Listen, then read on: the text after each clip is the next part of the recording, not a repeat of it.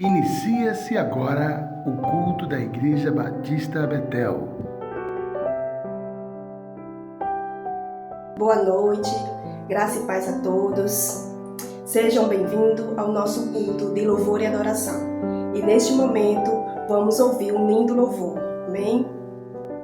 Os céus proclamam a glória de Deus, e o firmamento anuncia a obra de suas mãos. Todo ser que respira, louve ao Senhor, diz a palavra do Senhor. Então nós que também respiramos, vamos louvar o Senhor.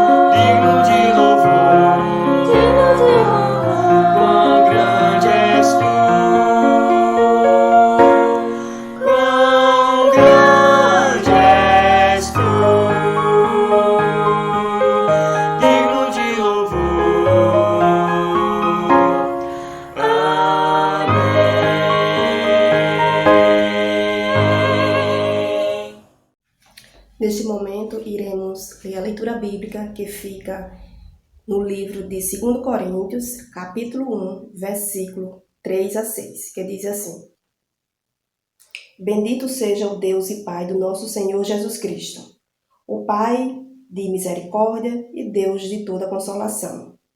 É Ele que nos conforta em toda a nossa tribulação, para podermos consolar os que estiverem em qualquer angústia, com a consolação com que nós mesmos somos contemplados por Deus.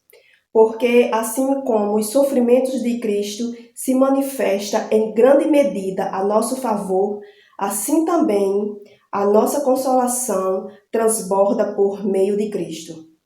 Mas, se somos atribulados, é para o vosso conforto e salvação. Se somos confortados, é também para o vosso conforto, o qual se torna eficaz, suportando vós com paciência os mesmos sofrimentos que nós também padecemos. Amém? Vamos fazer uma oração e eu peço que os irmãos estejam em espírito de oração neste momento. Amém? Oremos. Grandioso e amado Pai, obrigado, Senhor Jesus, por tua infinita misericórdia, por teu infinito e grande amor, por o Senhor ser tão bom a todo tempo. Obrigada, amado Deus, por este momento maravilhoso que o Senhor está nos concedendo, de ouvirmos, amado Deus, a tua palavra e nos alimentarmos dela. Obrigado, Pai eterno, obrigado pelo pão de cada dia. Obrigado, Senhor Deus, porque só devemos agradecer ao Senhor.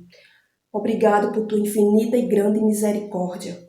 Eu te agradeço em nome do teu Filho amado Jesus Cristo. Amém. E neste momento iremos ouvir mais um lindo louvor. Amém?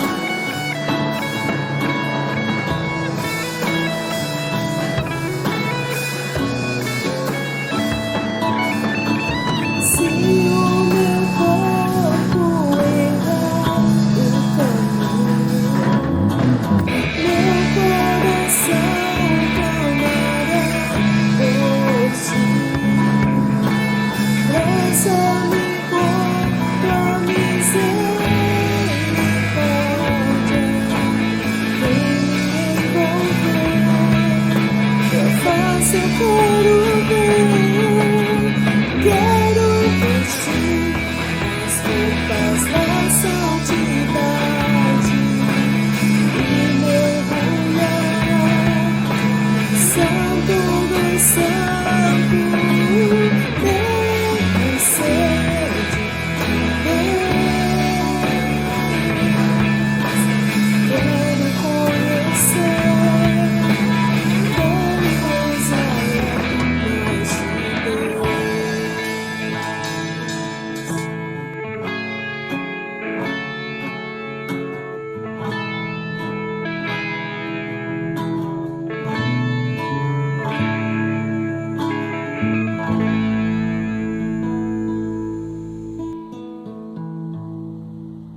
Agora é o nosso momento missionário. E neste momento eu deixo uma palavra que fica no livro de Lucas, capítulo 10, versículo 2, que diz que a seara é grande, mas os trabalhadores são poucos. Rogai ao Senhor da seara, para que Ele mande trabalhadores para a sua seara. Amém? Que possamos orar, né, por esses missionários. E o que podemos fazer, como podemos ser missionários. O que é missão? Missão é você fazer algo por alguém que está precisando. Você levar a palavra do Senhor, você ajudar uma pessoa carente, você levar a palavra para o seu vizinho, né? Falar do Senhor no seu trabalho.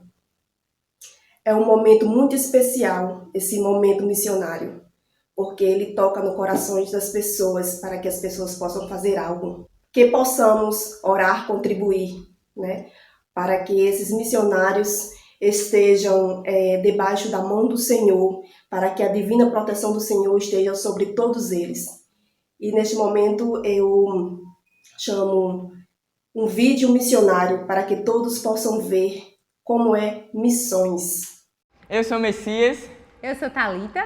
E nós proclamamos o Salvador, aqui em Riachuelo.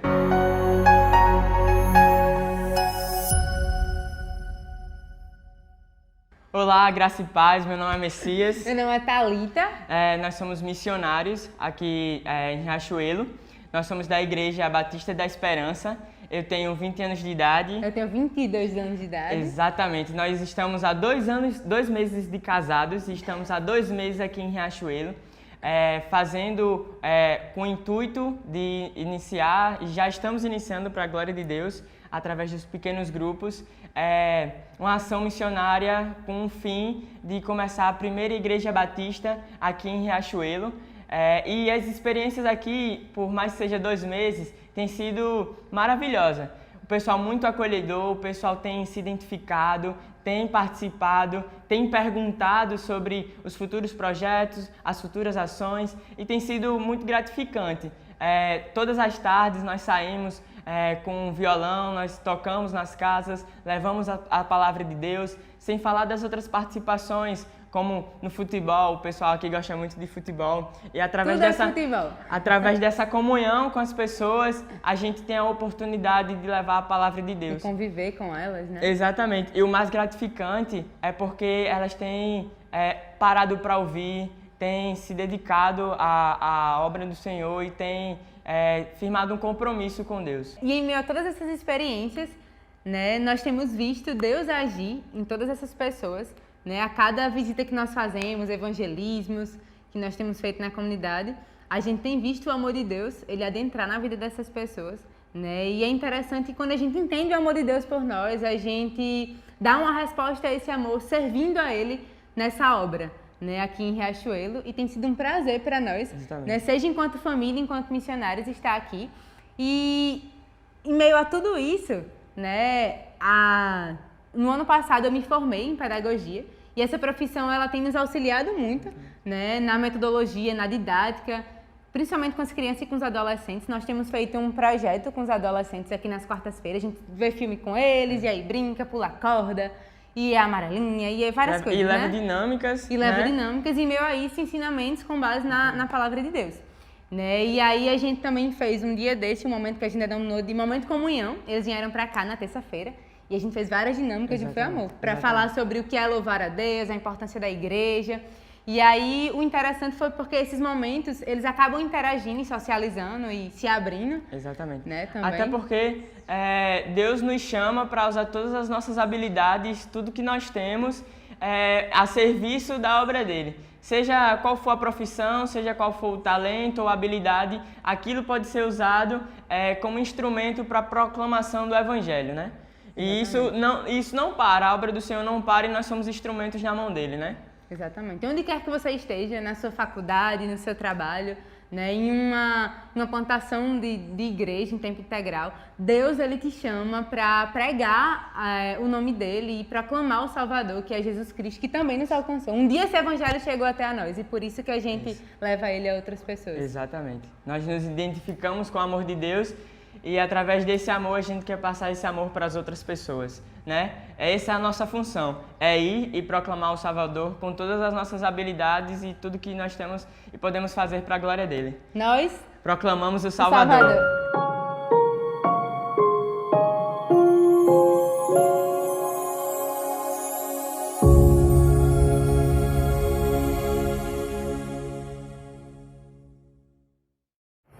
Olá, meu nome é Jéssica, sou missionária aqui em Governador de Serra Rosado. Sou casada com o Sebastião e tenho 3 filhos, a Maria Heloísa, o Pedro Lucas e Lara Raquel. Quero contar para vocês aqui um breve testemunho. No final de setembro de 2018, eu descobri que estava com um nódulo. Após procurar um médico especialista, descobrimos que na verdade eram 4 nódulos. E em um dos exames, a minha mamografia deu uma alta chance para ser câncer. E a médica orientou a fazer uma cirurgia para a retirada dos nódulos.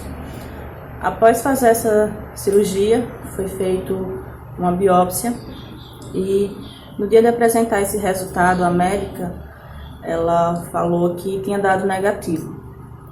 E uma das palavras que ela falou foi que uma pessoa que tinha dado 4 nódulos e com chance para câncer, o resultado negativo tinha sido um milagre. Eu acredito que foi isso mesmo que aconteceu. Deus agiu na minha vida e deu esse milagre restaurando a minha saúde, para a honra e glória dele. Agora o pastor vai contar uma história e logo após vai ser a pregação. E fiquem todos na paz de Cristo, amém? Dessa feita eu quero que os irmãos abram o seu coração e escute essa história que será passada. Não vou contar, vamos ver no vídeo. Deus quer falar com você.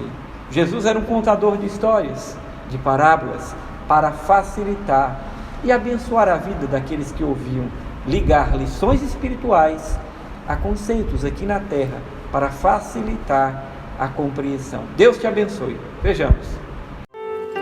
Há muitos e muitos anos atrás, numa época em que não havia automóvel, lá na América, na época do inverno, à beira de um rio muito extenso e gelado, estava um homem já de idade. Ele tremia de frio. Precisava atravessar o rio e não tinha como. Então ele viu que vários cavaleiros iam fazer a travessia.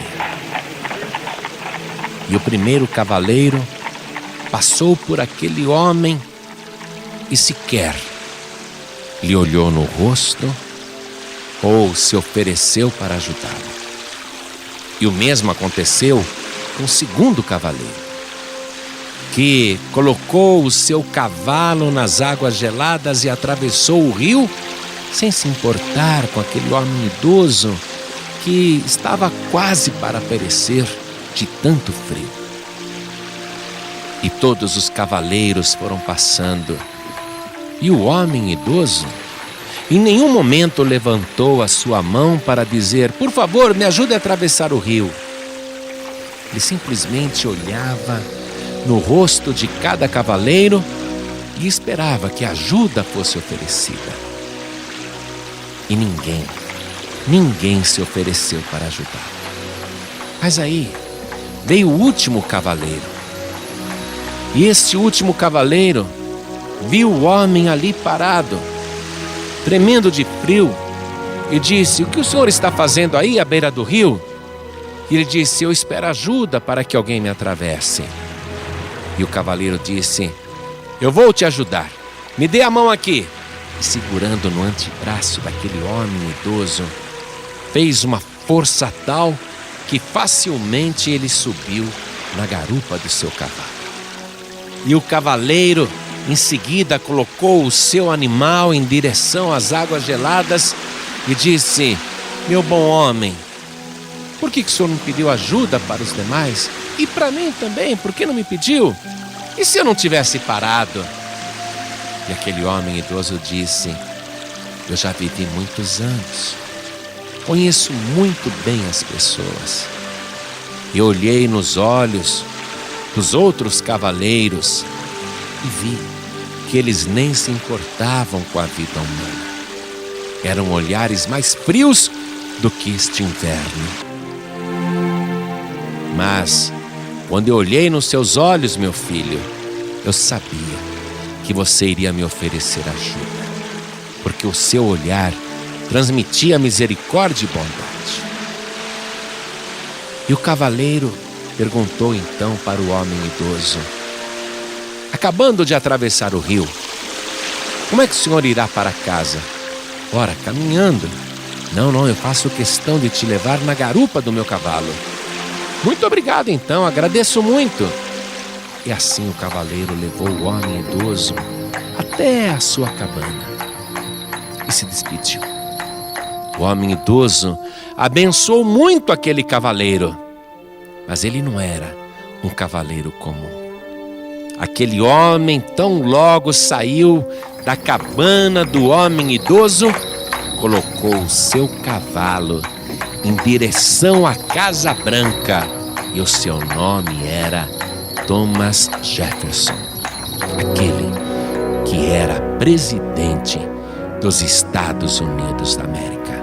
E enquanto Thomas Jefferson seguia a sua caminhada em direção ao mais importante cargo dos Estados Unidos, ele ia orando a Deus e pedindo: meu Pai querido, nunca me deixe tão ocupado que eu não possa me importar com as necessidades do meu próximo. E Thomas Jefferson foi um presidente muito abençoado, porque além de tudo, era um homem temente a Deus e extremamente misericordioso.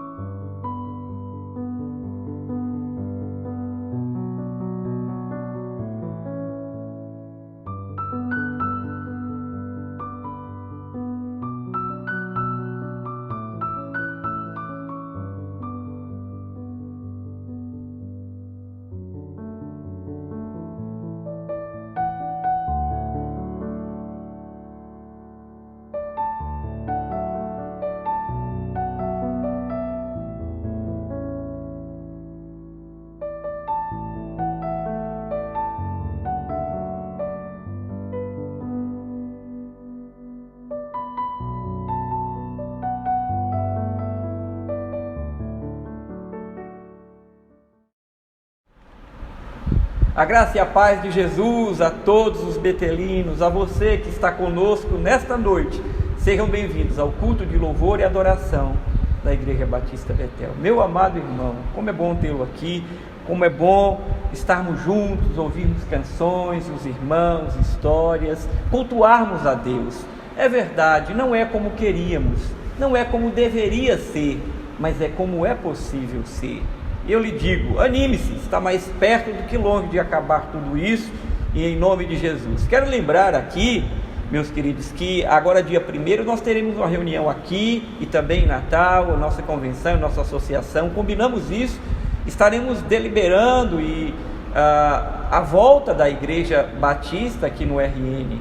Os pontos que serão analisados a estatística aí, o percentual dos leitos de UTI, a taxa de contaminação, e veremos alguns aspectos para que possamos tomar uma decisão. Como temos melhorado, e é claro que isso muda assim tão de repente, mas graças a Deus tem melhorado.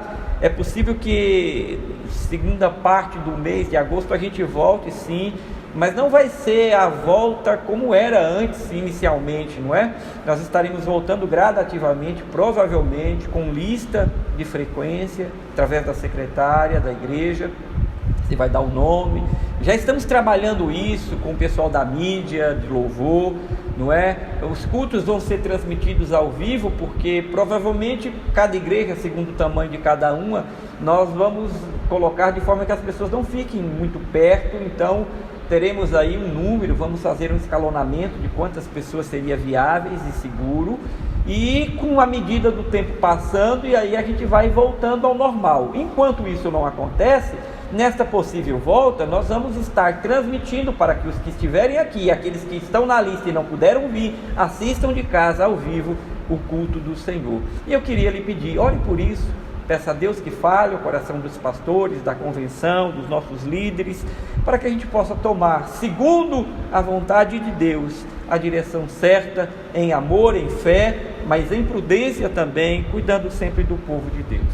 Amém?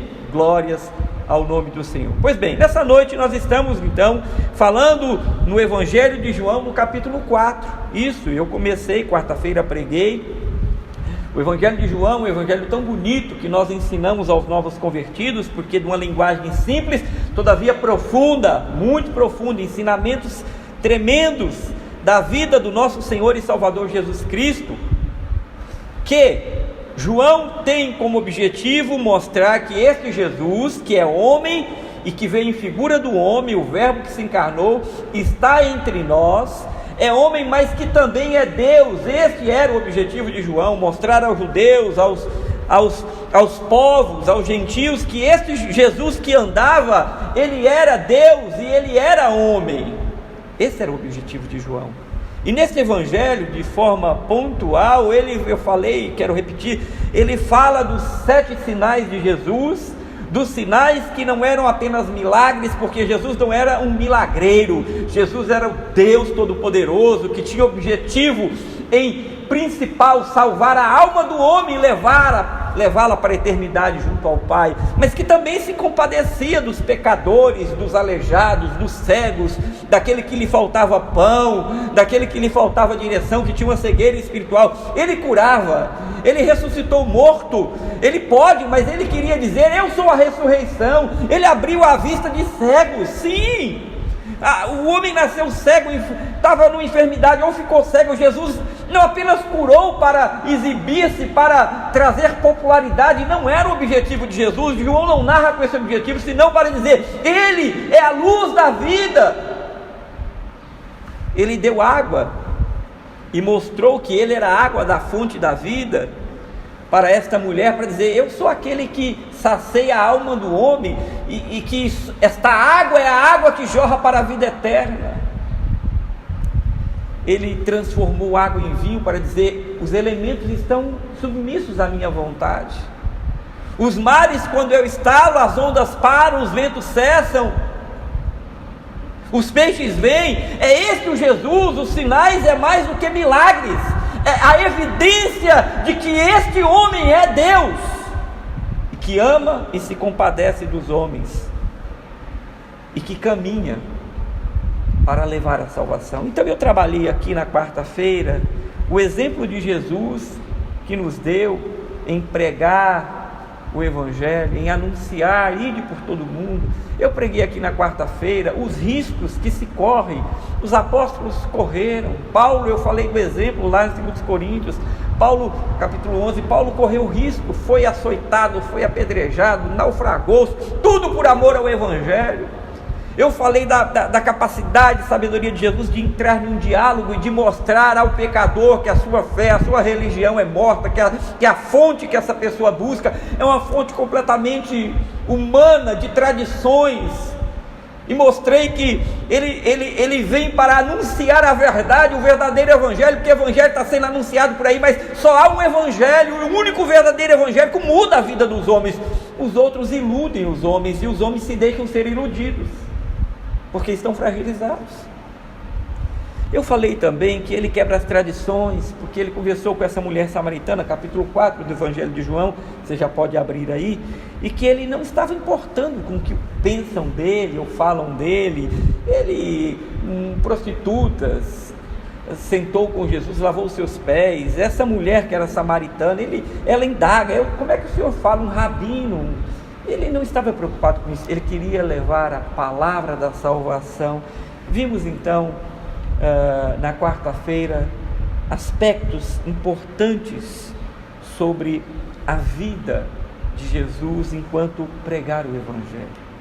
Eu queria terminar nesta noite, então nós vimos do capítulo 4, do verso 1 ao 15, e eu queria então, a partir do 16, agora avançar com os irmãos naquele diálogo que Jesus então, depois de falar com essa mulher e indagar ali, a partir do verso 11, sobre o poço, sobre ele oferecer essa água viva, e ela fica impactada, fala de Jacó, do poço, dos seus filhos, da tradição do seu gado, e Jesus disse, esta água que você bebe, ela te dará sede de novo, no verso 13, mas aquele, ele diz no 14, que beber a água que eu lhe der, nunca mais terá sede de novo, pelo contrário, a água que eu lhe der jorrará como fonte para a vida eterna.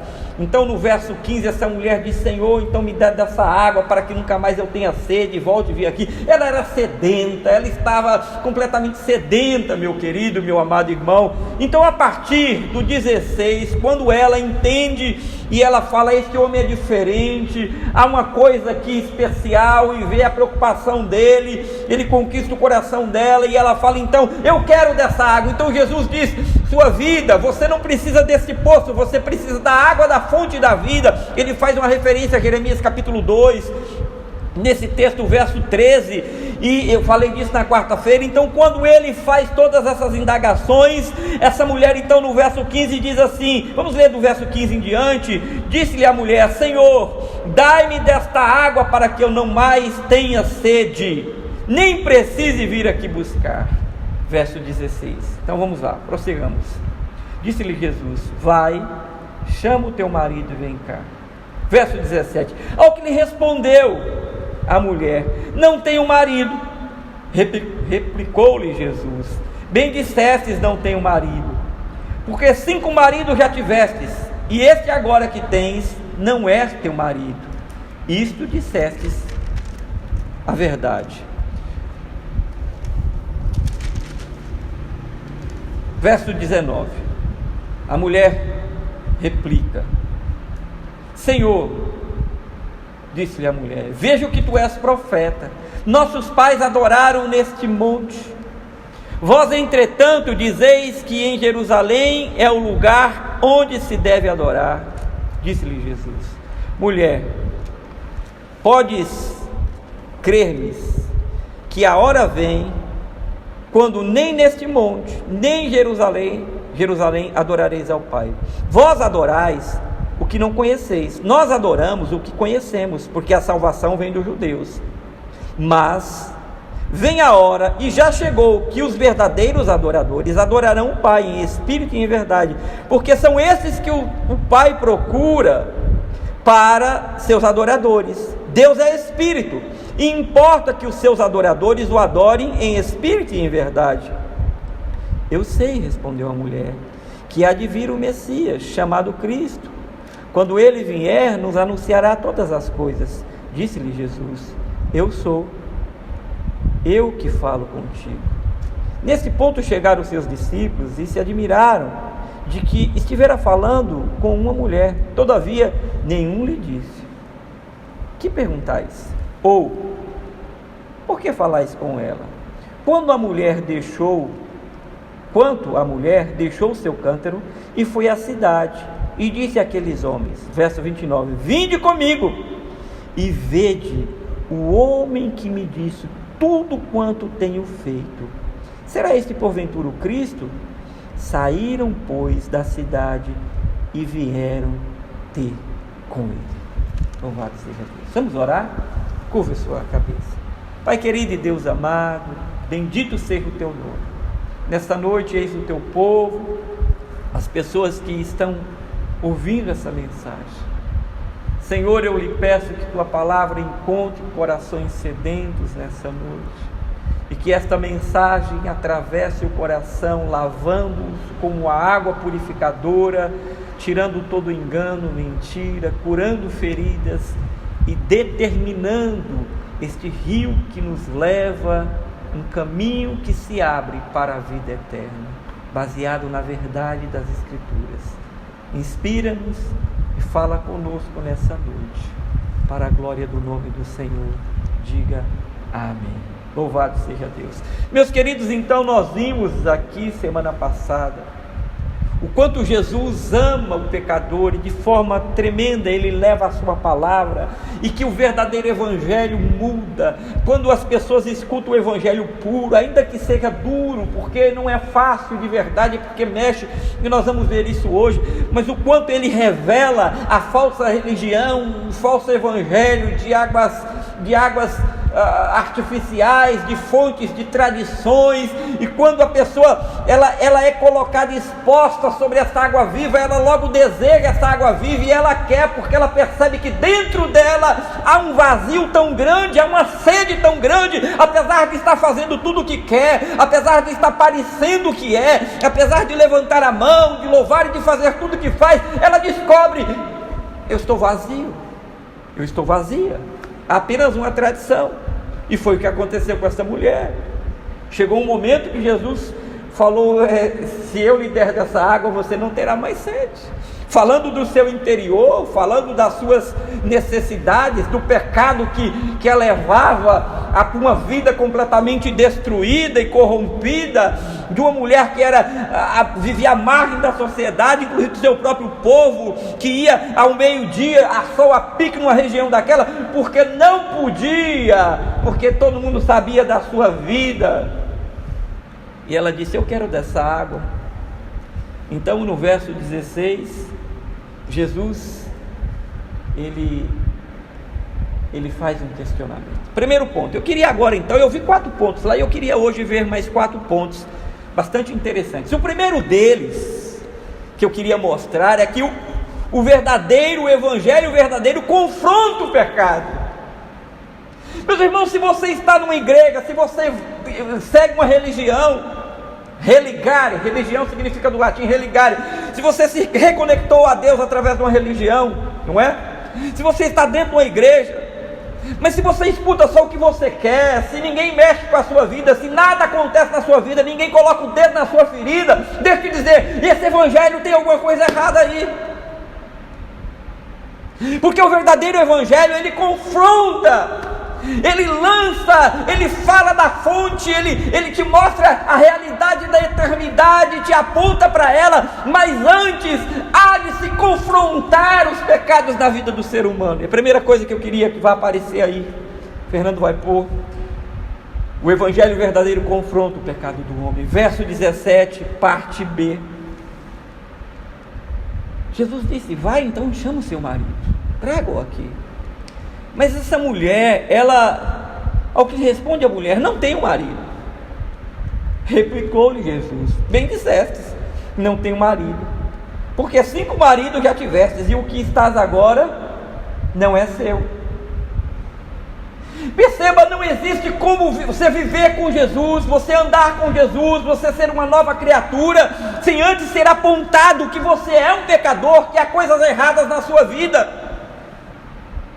Veja que Jesus, nesse diálogo, ele vai construindo uma narração com essa mulher, um diálogo com essa mulher, e ele vai tocando até o ponto que ela fala: eu quero, mas você, para receber esta água da fonte da vida, você precisa acertar a sua vida e entender quem você é. O verdadeiro evangelho confronta o pecado. O verdadeiro evangelho que expõe o pecado, o meu e o seu pecado. Ele vai porque ele precisa afugentar o pecado, tirar o pecado, fazer você entender que o caminho que você segue não é bom, e é isso que tem destruído sua vida, e que para ter esta água e para viver com esse Deus poderoso e ter esta fonte ao seu coração, você precisa lançar fora o velho para dar lugar ao novo. A primeira coisa, o verdadeiro evangelho confronta o seu pecado. Se você está em um lugar, se você vive um evangelho onde você faz o que quer, ninguém diz que está errado, ninguém indaga você, ninguém questiona você, ninguém aponta no sentido de dizer, mas está errado, e se isto não está acontecendo, o evangelho que você segue é tradição, é ritualismo, não vai mudar a sua vida. Me desculpe dizer, você vai passar 50 anos dentro de uma igreja, seguindo a religião, e nada vai mudar na sua vida. O mesmo vazio vai continuar dentro do seu coração, porque não existe esta possibilidade. Só o verdadeiro evangelho confronta o pecado do homem. E Jesus imediatamente disse, para ter essa água, vá, chama o seu marido e vem cá. E ela disse no verso 17, Senhor, eu não tenho marido. Jesus disse, é isso, dissestes a verdade. No verso 18, porque 5 maridos já tivestes. 5 maridos. Veja que ela foi confrontada. Meus queridos, se você de fato quer uma vida nova, quer ver a água de Deus fluindo na sua vida para a eternidade e nesta existência, entenda, você precisa entender e abrir mão dos teus pecados. Vai e traz os teus pecados, revela, mostra os teus pecados. Não existe outro caminho, senão você está se iludindo quanto ao evangelho que vive. A segunda coisa que eu queria mostrar, vai aparecer aí, é que o evangelho verdadeiro mostra o erro e a falsa religião que diz que tudo é normal. É isso aí. O verdadeiro evangelho mostra o erro e mostra que esta religião que diz que tudo é normal não existe. Verso 18, Jesus disse assim, olha o que Jesus disse para essa mulher, porque 5 maridos já tivesse, então ela teve 5, e esse que agora tens não é o teu marido. Ele disse que ela tinha 5 e que o que estava agora não era. Este evangelho, há muitos evangelhos aí que eles estão combinados, eles estão em parceria com o sistema do mundo, eles estão fazendo acordos com o mundo, eles estão dizendo é normal, é assim mesmo, não tem nada demais, eles estão se misturando.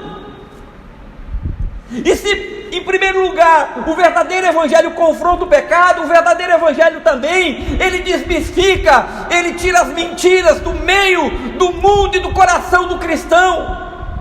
Ele diz, tu tiveste 5 maridos, mas esse que você vive não é marido. E nós vivemos uma cultura, como na época dessa mulher, hoje também, as pessoas dentro da igreja, desculpa, mas eu preciso te falar, há muitos cristãos que estão vivendo juntos, junta as malas, junta as trouxas, como diz, junta os panos, mistura as panelas, e diz, não, estou casado. A lei diz que depois de alguns anos, eu não sou advogado, tem direitos. Isso não significa, o ter direito diante da lei dos homens, não significa que diante da lei de Deus você esteja correto.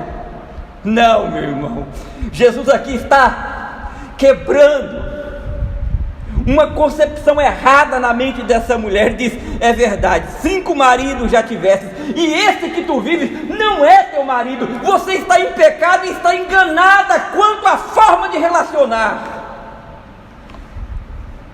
E as pessoas procuram os pastores, vêm para a igreja, já acham que estão tudo bem, precisa casar amanhã não dá certo. Olha, a concepção é, casar amanhã não dá certo, e melhor não casar, mas a gente está junto, e a lei diz que estando junto eu tenho direito, e ele está tudo certo. Não está. Veja que antes da água ela foi confrontada quanto ao seu pecado, porque o verdadeiro evangelho faz isso. E em segundo lugar, a sua mente, com conceitos errados, mundanos, seculares, no verso 18, Jesus disse: não, você já teve 5 e você está com um que não é seu marido, apesar de você estar com ele. O verdadeiro evangelho não aceita. É por isso, queridos, que muitas vezes alguns pastores são taxados de muito duros, radicais, isso, aquilo, outro, porque essas coisas começam a entrar para dentro da igreja assim, sorrateiramente. Abre uma janela e daqui a pouco outra a porta, e daqui a pouco a igreja está culminada, está em acordo com tudo que o mundo faz, e aí não há diferença. E este evangelho não muda, porque não confronta, porque não mostra a verdade, porque não inibe o pecado, porque não liberta ninguém. Você percebe isso? Jesus, em segundo lugar, confrontou a forma de viver e de pensar dessa mulher. É preciso abrir mão dessas coisas. O certo é certo, o certo vai sempre te abençoar. Esteja debaixo da bênção de Deus, da ordem dos homens, mas da bênção de Deus. Não há como dar certo, não há como ser feliz, não há como viver em paz. Sua consciência vai lhe acusar. Ainda que não lhe acuse, você está em briga com a verdade de Deus. Terceiro lugar, vai aparecer aí. O verdadeiro evangelho gera uma verdadeira conversão na sua vida. O verdadeiro evangelho gera uma verdadeira conversão na sua vida. Porque você é confrontado com o seu pecado. Você é confrontado com as suas ideias e conceitos. Veja aqui o verso 19, a mulher diz assim: Senhor, disse-lhe a mulher, veja que tu és profeta. Eu falo profeta, entenda a palavra, a verdade, aquele que anunciava a voz de Deus. E ela começa a dizer: os nossos pais adoravam, e aqui entra uma discussão sobre a forma de adoração e aonde se adorava. E Jesus então aqui confronta ela e fala: mulher, vem a hora, e chegou a hora, que nem em Jerusalém, nem nesse monte, porque os samaritanos, eles adoravam ali, Gerazim, os judeus em Jerusalém. Ele vai além, e ele diz: vocês adoram o que não sabem, porque eles tinham apenas o Pentateuco, eles não criam todo o Velho Testamento, nem usavam. Eles dizem: e nós sabemos o que adoramos, vocês nem sabem o que adoram. Ele diz: a salvação vem pelos judeus, porque foi o povo que Deus escolheu para usar como fonte de propagação do Evangelho, mas eles falharam. Mas vem a hora e é chegado, e que os verdadeiros adoradores adorarão o Pai em espírito, aqui dizendo que este corpo aqui faz uma alusão de que Deus é espírito, e que é uma ação do espírito na vida do homem, desse Deus que estavam sendo visto como imagem, mas que era espírito encarnado na figura humana. Que os verdadeiros adoradores adorarão o Pai, né? Porque Deus é espírito. E em verdade, verso 23, vamos lá. Mas vem a hora e é chegado, que os verdadeiros adoradores adorarão o Pai em espírito e em verdade. São esses que o Pai procuram para seus adoradores. Verso 24, porque Deus é espírito. E importa que os adoremos, que o adoremos, o que? Em espírito e em verdade, dentro do coração, não com rituais, não apegados a apóstolos, não apegado a Jacó, a tradições, tanto para judeus quanto para samaritanos, aqui cabe para os dois, mas com o coração, com atitude. Os verdadeiros adoradores adorarão o Pai em espírito, com coração, e não com tradição, e em verdade. Quem é a verdade? A palavra é a verdade, o evangelho verdadeiro, a palavra. Há um Deus que é espírito. Há grandes verdades aqui. A deidade é sempre colocada e grifada no evangelho de João, porque a ideia de João é dizer: este homem que vocês veem é Deus, que não há mais um lugar O lugar é o teu coração, que não é Jerusalém, que não é ali em Sicar, perto de Sicar, no monte de Azim, não, é no coração, é numa atitude do homem, porque Deus procura para seus adoradores. Respondeu a mulher, e ela disse que o Messias viria, e ele diz, eu sou, no verso 26, disse-lhe Jesus, eu sou. Eu estou no ponto 3. O verdadeiro evangelho muda a vida das pessoas, traz a verdade, diz, saia da tradição, é o seu coração, você precisa ser transformada dentro. Você não pode adorar a Deus sem saber quem é Deus. Ela não sabia, ele diz, os judeus sabem, vocês não sabem, mas ainda assim, mas vamos ficar nela. Está dizendo, tem que ser de coração, não de tradição, você não pode mudar a sua vida, por isso que você está assim. É de coração, não é do Espírito Santo que ele está falando agora, é do Espírito do homem, em verdade, porque a verdade liberta e transforma. O verdadeiro evangelho gera a conversão de vida, e que muda, porque a verdade muda o coração do homem, só a verdade muda o coração do homem, meus queridos. Olha Lucas, coloca aí Fernando, Lucas 15, verso 17, verso 18, o que é conversão?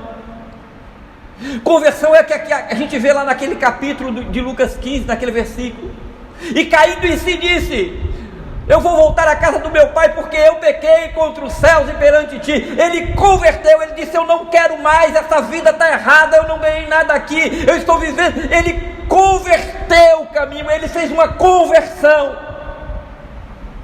O verdadeiro evangelho faz você mudar de rota, faz você ser transformado.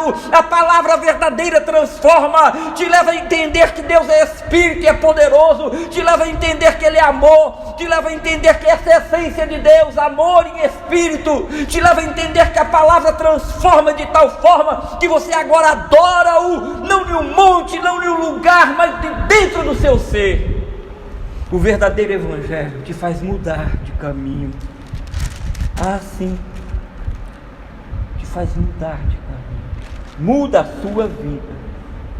Meu irmão, se a sua vida não mudou nada, não muda nada, as suas atitudes, tudo em você continua igual, cadê o evangelho verdadeiro? Eu não mudo nada, é como Gabriela, eu nasci assim, eu vou morrer assim, cadê o evangelho? Esse é o falso evangelho. Esse não é o evangelho da cruz. O evangelho verdadeiro transforma a vida do homem. Eu lhe pergunto, sua vida tem sido transformada, impactada, confrontada, seus conceitos, seus pecados, você tem mudado, você entende quem é Cristo, a verdade bíblica. Seu coração o adora, não apegado a rituais, mas no fundo do seu coração. Porque quando Deus transforma, eu vou para o último ponto, a vida de alguém, e você vai, tudo pode estar amargo fora, mas dentro de você tem uma fonte que jorra para a eternidade, e como bálsamo de consolo, com uma certeza de que no fim você sempre será vencedor, ainda que viu e não alcançou a promessa, mas pela fé. Capítulo 11 de Hebreus. O evangelho verdadeiro muda e transforma os homens. Mas por fim, Fernando vai pôr aí, o verdadeiro evangelho não faz um impacto apenas no seu coração, mas ele faz um impacto através da sua vida. Veja verso 15, através da sua vida. Verso 29, aliás, diz assim, os discípulos chegaram, nada perguntaram, a mulher deixou o seu cântaro, e o texto diz que ela saiu e foi à cidade e disse àqueles homens, parte B do verso 28, ela disse, verso 29, põe aí Fernando, vinde comigo e vede o homem que me disse tudo o que eu tenho feito. Será este porventura o Cristo? Saíram, pois, da cidade e vieram ter com ele. Meus queridos, quando Deus impacta, transforma e muda pela verdade do mais puro evangelho a vida da gente, a gente tem vontade de ajudar, de anunciar e de falar desse grande amor. Caberia aqui uma terceira pregação, para que os irmãos vejam que o impacto que aquilo que aquela mulher sentiu no coração e transmitiu àqueles homens, e eles foram constatar, e eles viram, e depois lá na frente eles disseram, não é porque o que ela disse, é porque nós estamos vendo o quanto alguém que é transformado por Deus pode impactar também a vida de outras pessoas.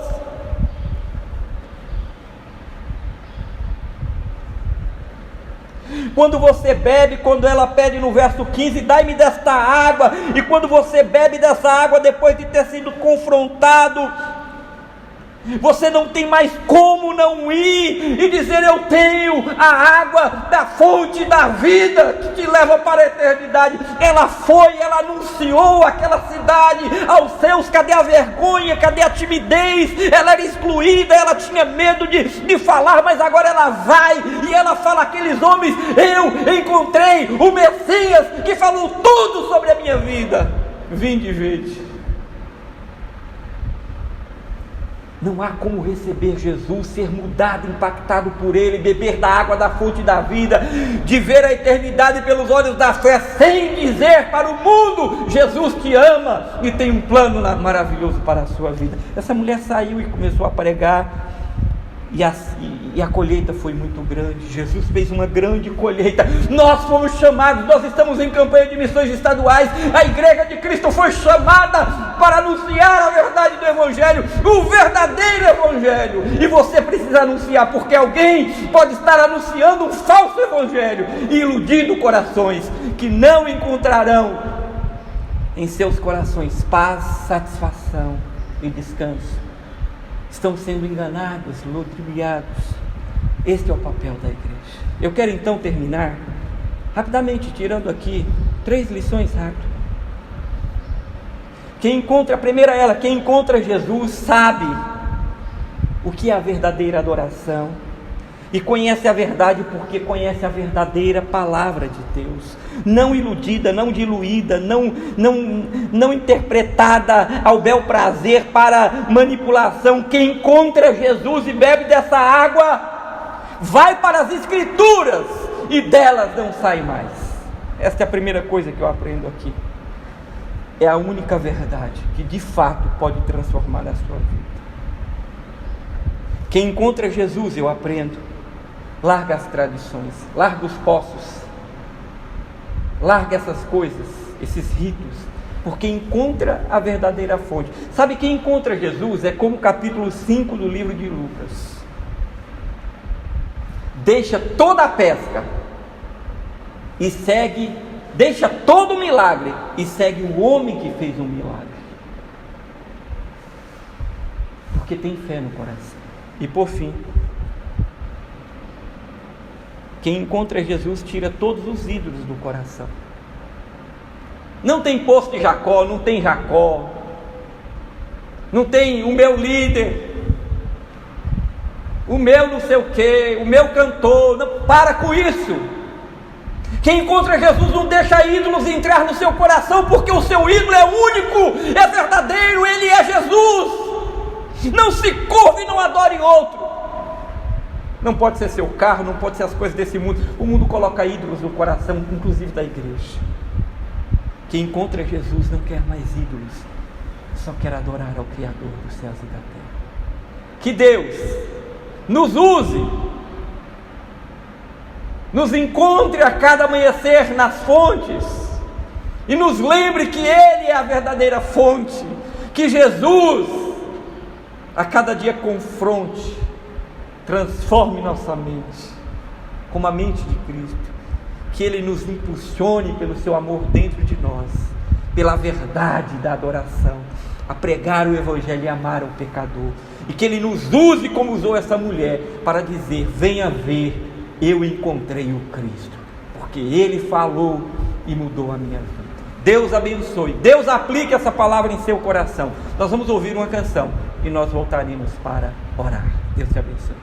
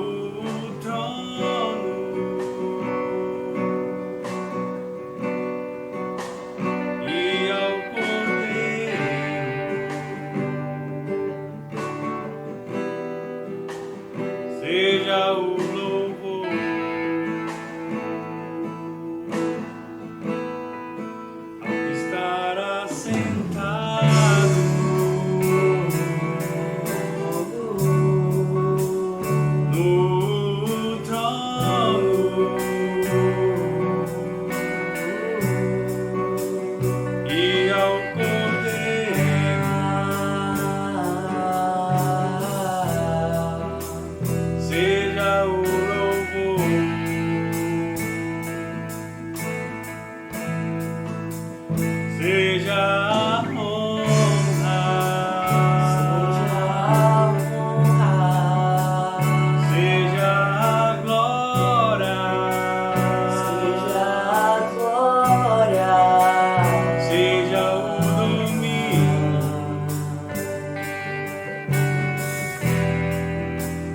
séculos dos séculos.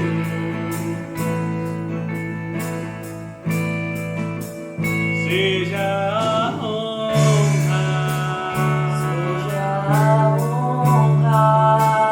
seja a glória, seja o domínio,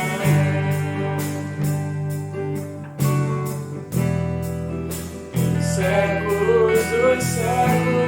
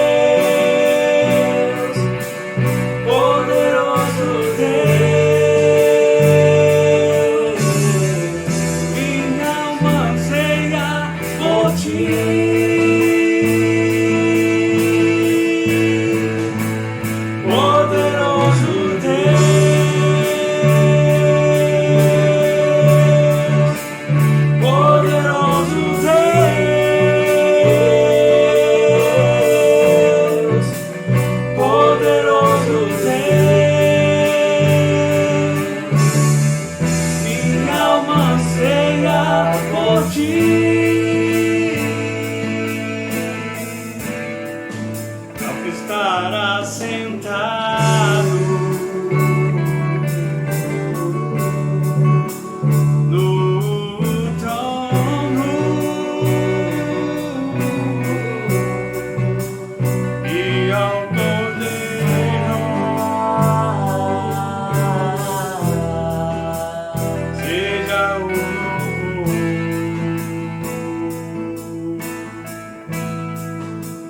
seja a honra,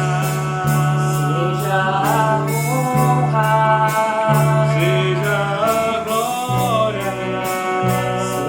a glória, seja o domínio, séculos dos séculos. Poderoso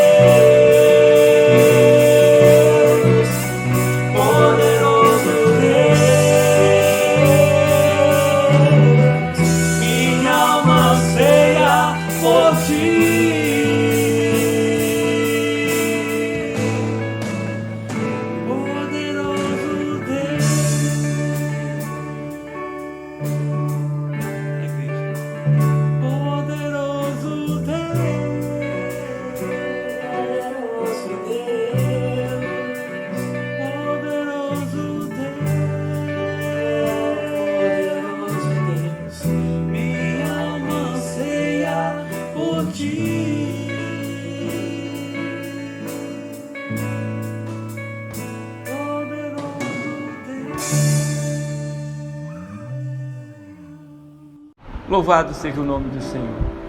depois dessa linda canção, eu vou orar com você. Talvez o seu coração esteja cansado. Talvez nessa noite a palavra de Deus tenha confrontado você e você fala: meu Deus, eu não queria ouvir. Talvez você tenha colocado os dedos no ouvido: não quero ouvir isso, eu não quero ouvir. Mas é Deus que queria falar, independente de você querer ouvir. Mas Ele te dá a chance nessa noite.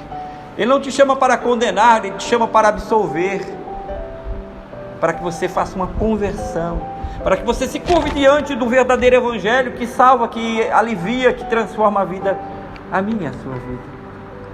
Vamos orar.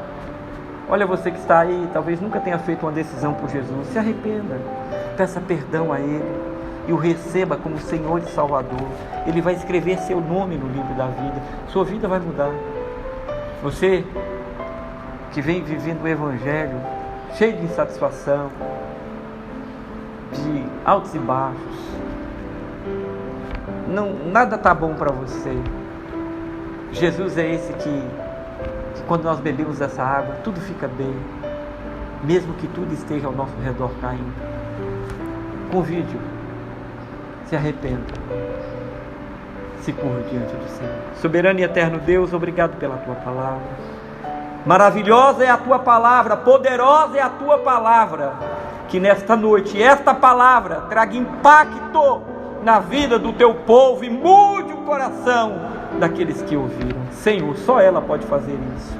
Que haja salvação nessa noite, que haja mudança de rumo, que haja milagres e que o Evangelho seja pregado, que haja um avivamento no coração da Tua amada igreja para anunciar aos quatro cantos: eu encontrei o Salvador, como esta mulher.